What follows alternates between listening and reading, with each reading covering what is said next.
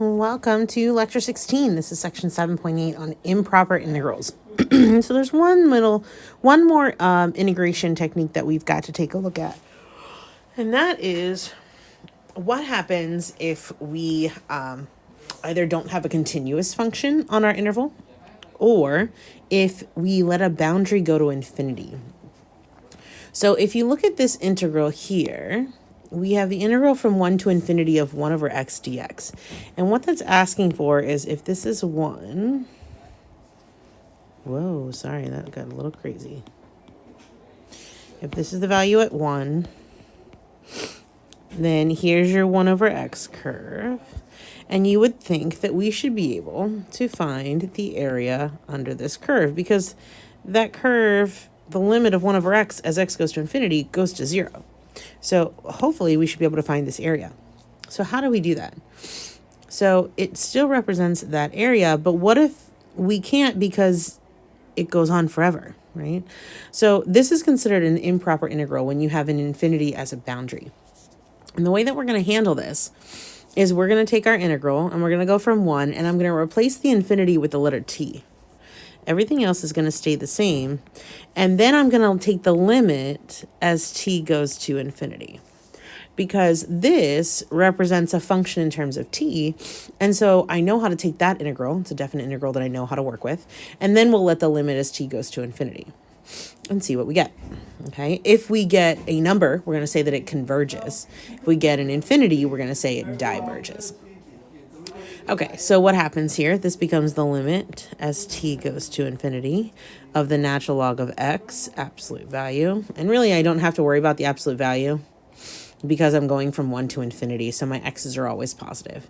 So I'm evaluating from 1 to t. And so this becomes the limit as t goes to infinity of the natural log of t minus the natural log of 1. The natural log of 1, of course, is 0. So this is just the limit as t goes to infinity of the natural log of t. And that's the natural log of infinity, which is infinity, right? Remember that your graph for natural log looks like this.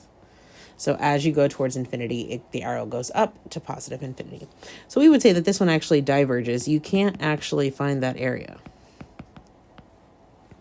even though it looks like you should be able to. Okay, and again, this is what we call an improper integral.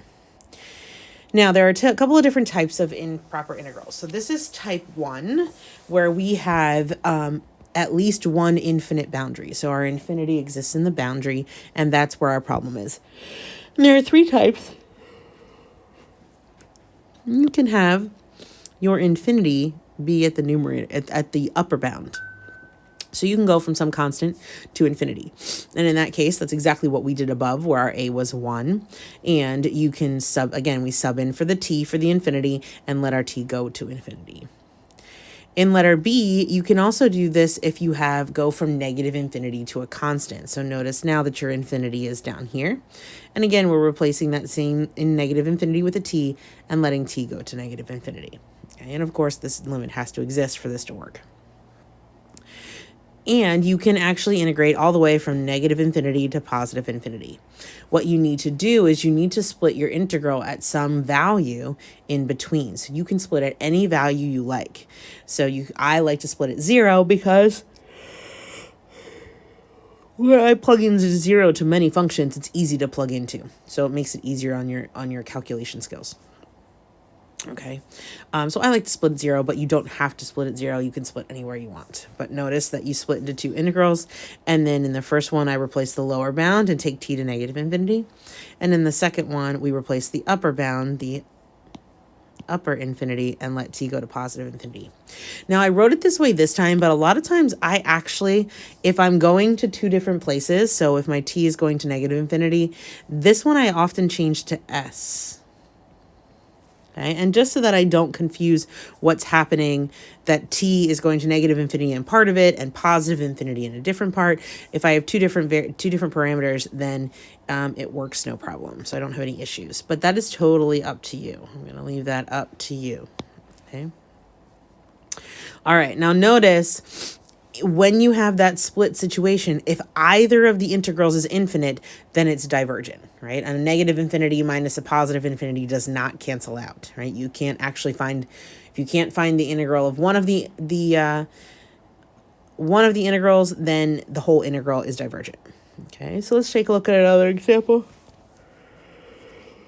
In this case, we have a negative infinity in the lower boundary, so we're going to replace that with a t. So the integral from t to 0 of e to the x dx, and we're going to let that limit as t go to negative infinity this time. So this is the limit as t goes to negative infinity. Antiderivative of e to the x is e to the x, and we evaluate from t to 0. This gives us the limit as t goes to negative infinity of e to the 0 minus e to the t. E to the 0 is not 0. It is 1 minus e to the t. And if we let our t go to negative infinity, you're really looking at 1 minus e to the negative infinity. And if you think about what e looks like, it looks like this, right? As you go towards negative infinity, it heads towards 0. So this term actually goes to 0, and you get 1. So this is actually convergent. Okay. All right. And example 3, here's one where we have two infinities. We're going to split this at 0. So let's make this the integral from negative infinity to 0 of 1 over 1 plus x squared dx, plus the integral from 0 to infinity, there we go, of 1 over 1 plus x squared dx. And then we replace. So I'm going to make this the limit as t goes to negative infinity, integral t to 0, 1 over 1 plus x squared dx. And then we're going to let the limit as s goes to infinity, and I'm going to replace that upper bound with an s. Integral of 1 over 1 plus x squared dx. The nice part is that the antiderivatives are the same. So we get the limit as t goes to negative infinity of arctan of x is our antiderivative here, evaluated from t to 0. Plus, on the other side, we have the limit as s goes to positive infinity of arctan x, evaluated from 0 to s. Now, if we check in on the graph of arctangent, it actually looks like this, where this value here happens to be negative pi over 2 and positive pi over 2. So when we plug in here, this becomes the limit as t goes to negative infinity of arctan of 0 minus the arctan of t. And over here we have the limit as s goes to infinity of arctan s minus arctan of 0. And so you can see the arctan of 0 is 0. So this term goes to 0 and this term goes to 0. And then the limit of negative arctan t as t goes to negative infinity is the negative pi over 2. So the negative pi over 2. Plus, over here we have the arctan of s as s goes to positive infinity, and that's our positive pi over 2. So we're adding to pi over 2, and pi over 2 plus pi over 2 is pi. And so this is convergent, or it converges to pi. Okay. All right, now type 2. The other situation can happen is that I have numbers for my a and b, so no infinities in the boundaries, but that my function is continuous at either a boundary or somewhere in the interval.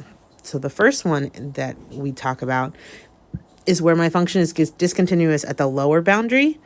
And so we do the exactly same thing that we did when we had negative infinity in the lower boundary. We replace that with t and let t go to that a value. If you're discontinuous at the upper value, the upper limit, you replace your upper boundary with a t or an s, and then let that t go to b. And if you've got a value in between a and b where your function is discontinuous, you need to split your integral at that point. So we split it at c. And so there's a step in between here that I didn't write down. Sorry about that.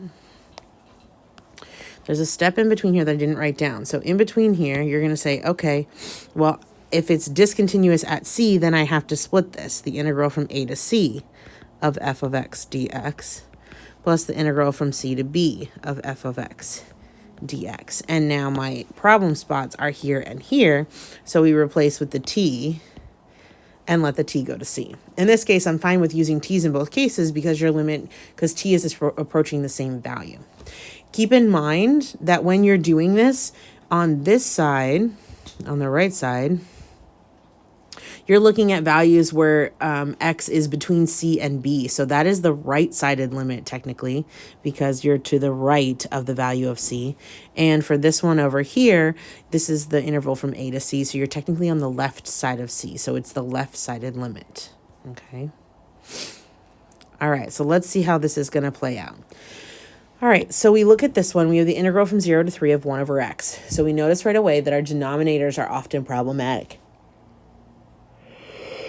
In this one, x is 0 when x is 0. So this one, sorry about that, is where this is problematic. Our function f of x is discontinuous at 0. So I'm going to replace that with my t, and then take the limit as t goes to 0. In that case, we have the limit as t goes to 0 of the natural log of x. Again, we're going from 0 to 3, so positive, so don't need the absolute value, from t to 3. Evaluate that. That's the limit as t goes to 0 of the natural log of 3 minus the natural log of t. The natural log of t is fine, but when I take the limit as t goes to 0,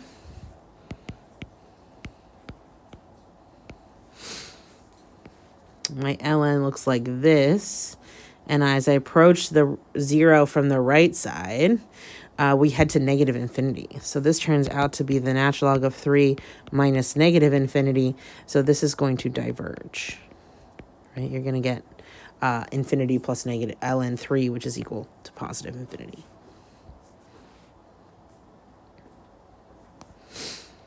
Next, let's look at example 5. In this particular case, we want to look at, again, where the denominator is equal to 0. So if I set x plus 1 equal to 0, that happens when x is equal to negative 1. So that's the point where things are problematic. And negative 1 is in my interval from negative 2 to 1. So that means I'm going to split this. This is going to be the integral from negative 2 to negative 1 of 1 over x plus 1 dx, plus the integral from negative 1 to 1 of 1 over x plus 1 dx. Okay, so from here, we're going to replace our problem spot. So our problem spot, again, is at the negative 1. So it is discontinuous at negative 1, so I replace that. So this is the limit as t goes to negative 1, integral from negative 2 to t, 1 over x plus 1 dx. Limit as t goes to negative 1, integral from t to 1 of 1 over x plus 1 dx. And again, I'm okay with the t in both places because it's going to the same value. All right, now take my antiderivative. This is the limit as t goes to negative 1 of the natural log of x plus 1 from negative 2 to t, plus the limit as t goes to negative 1, natural log of x plus 1 from t to 1. Therefore, when I plug in my boundaries, I get the limit as t goes to negative 1, natural log of t plus 1, minus the natural log, negative 2 plus 1 is negative 1, absolute value is 1. And we know that one goes to 0. Plus the limit as t goes to negative 1 of natural log of 2 minus the natural log of t plus 1. Okay, so then the question becomes, what's the limit as t goes to negative 1 of t plus 1? So this is going to be the natural log of 0 plus the natural log of 2 minus the natural log of 0. Now, be careful here because these two don't cancel out. These two belong to this limit. These two belong to this one. So really, what I should do is not even worry about this one until I figured out the first one.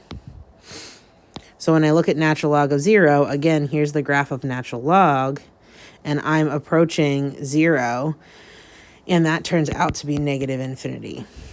And so this one diverges. And remember, I don't even have to calculate the second one. If the first one diverges, I'm done. So if either of the two integrals diverges, the whole thing diverges.